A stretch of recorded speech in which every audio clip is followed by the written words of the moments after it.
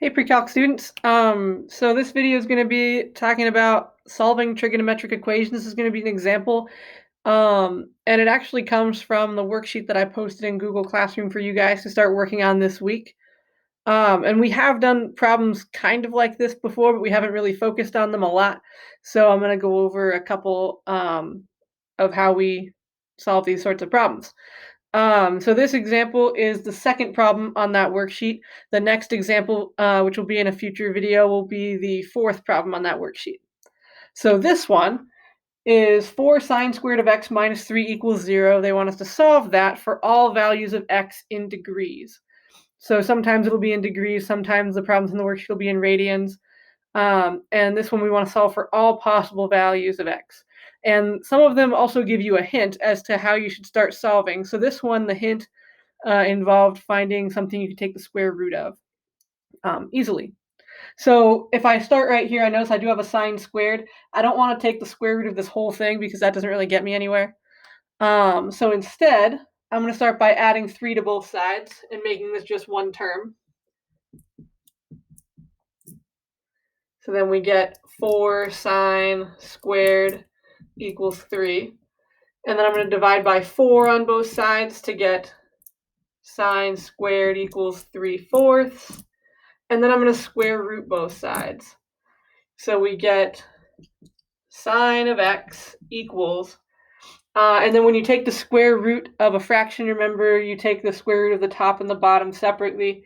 So we get the square root of 3/2. Now remember, when I take the square root of something, we also get the positive and the negative answer there. So plus or minus square root of 3/2. Because when I square it, either way, it becomes a positive thing, whether it's the negative thing that I squared or a positive thing that I squared.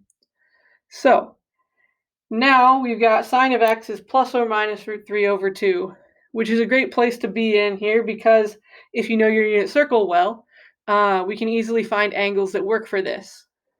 So just kind of looking at the unit circle here. Let's see, since sine is x and since cosine is x and sine is y, we have one value in each quadrant that's either positive or negative root 3/2 for the y value. So the angle in the first quadrant, since we're in degrees, right? Yes, is 60 degrees. In the third quadrant, it's 180 minus 60 degrees, which is 120 degrees. So those are my positive root 3/2 solutions. And then my negative root 3/2 solutions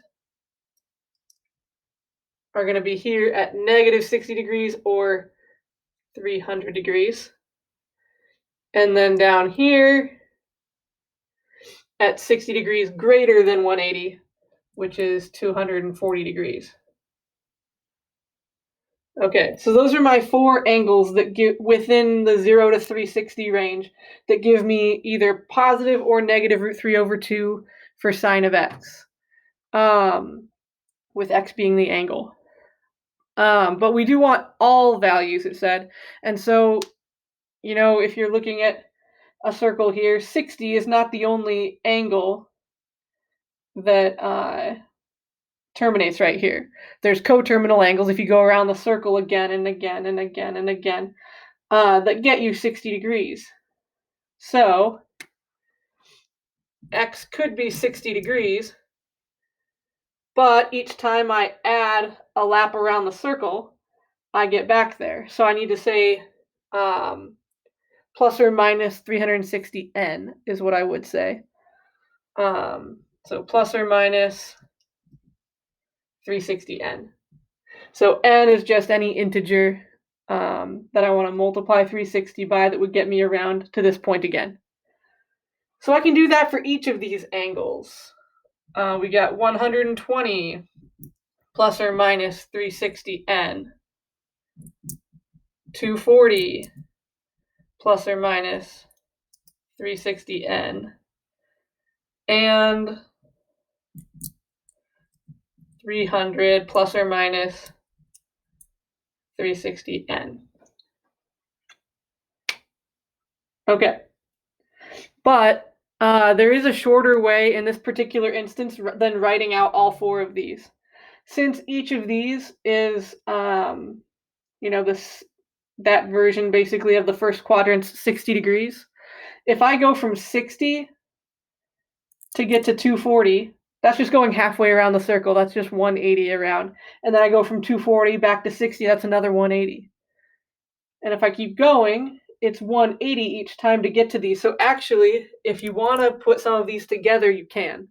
You can, instead of saying 60 plus or minus 360n and 240 plus or minus 360n, you could say 60 plus or minus 180n.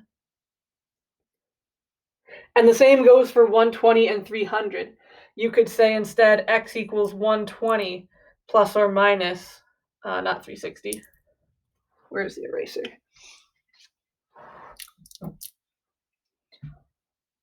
Plus or minus 180 n as well.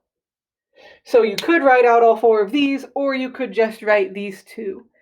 Either way, it's both the same thing. You're just repeating yourself, or not really repeating yourself by saying all 4 of these. It's just, it could be more succinctly summed up with just these 2. Either way, these are your answers if you're asked for all possible values of x within, not just within a specific range.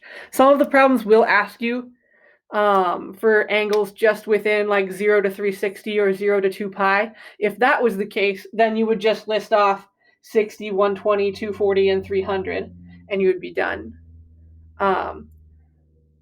But yeah, for this one, we wanted all of the values, so this is how we have to index all of the values. Hopefully this was helpful. If you need to see another example, feel free to check out the next video.